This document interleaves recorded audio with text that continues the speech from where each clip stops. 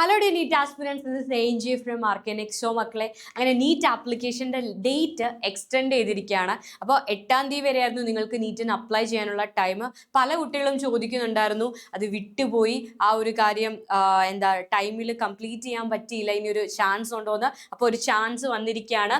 നിങ്ങൾക്ക് മാർച്ച് 11 വരെ, March 11 2026 March 11 9 PM വരെ നീറ്റിന് വേണ്ടിയിട്ട് അപ്ലൈ ചെയ്യാനായിട്ട് സാധിക്കും.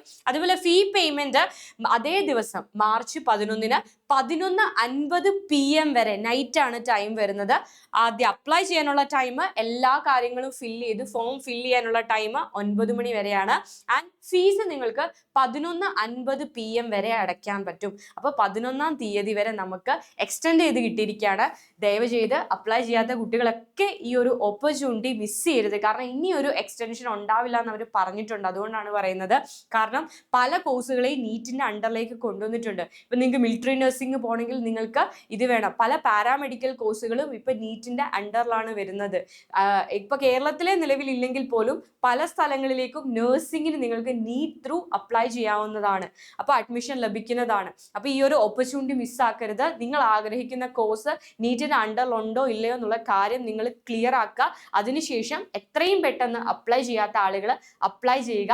മക്കളെ, ഇത് നമ്മളുടെ ഏറ്റവും പ്രധാനപ്പെട്ട ഓപ്പർച്യൂണിറ്റിയാണ്. അപ്പോൾ ഓൺഗോയിങ് സ്റ്റുഡൻസ് ആണെങ്കിൽ നിങ്ങൾ നീറ്റ് എഴുതുക. നിങ്ങൾ ഒരു വർഷം റിപ്പീറ്റ് ചെയ്യാൻ പോകുന്നതിന് മുൻപ് എവിടെയെങ്കിലും ഒരു ക്രാഷ് കോഴ്സ് അറ്റൻഡ് ചെയ്ത് നീറ്റ് ഒന്ന് എഴുതി നോക്കുക. കാരണം നമ്മളെ കൊണ്ട് പറ്റുന്ന ഒരു കാര്യമാണോ?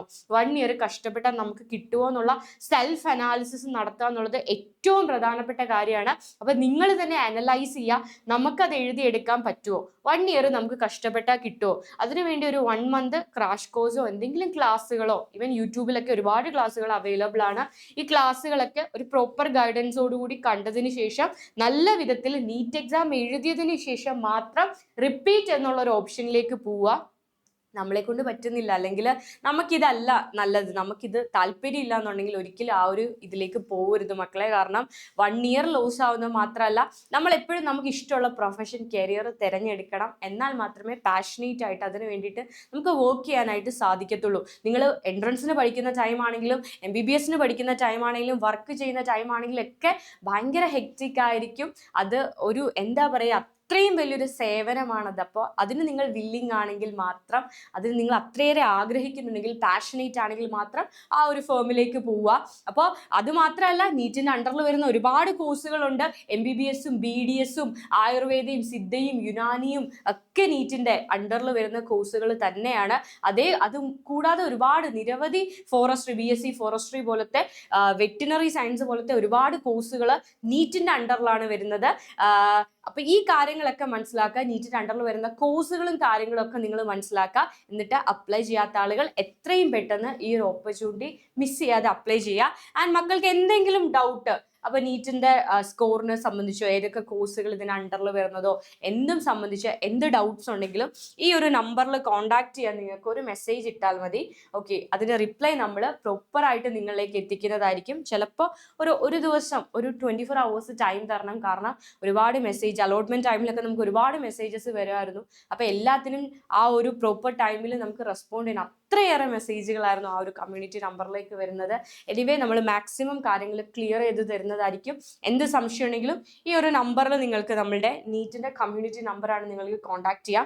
അതേപോലെ മക്കൾ കണ്ടു കാണും, NDAയുടെ സാമ്പിൾ പേപ്പർ റിലീസ് ആയിട്ടുണ്ട്. ഫിസിക്സിന്റെയും കെമിസ്ട്രിയുടെയും ബയോളജിയുടെയും ഒക്കെ മോക്ക് ടെസ്റ്റുകൾ നിങ്ങൾക്ക് ഇപ്പോൾ അറ്റൻഡ് ചെയ്യാവുന്നതാണ്. അപ്പോൾ നമ്മൾ അതിൻ്റെ ഒരു ലൈവ് ക്ലാസ് പ്രൊവൈഡ് ചെയ്തിട്ടുണ്ട്. ഫിസിക്സിന്റെ ക്ലാസ് കഴിഞ്ഞു, നെക്സ്റ്റ് 1 കെമിസ്ട്രിയും ബയോളജിയുമാണ് കണ്ടക്ട് ചെയ്യുക. അപ്പോൾ അതിൻ്റെ PDF വേണമെങ്കിലും നിങ്ങൾക്ക് ഈ ഒരു നമ്പറിലേക്ക് ഒന്ന് മെസ്സേജ് ഇടുക.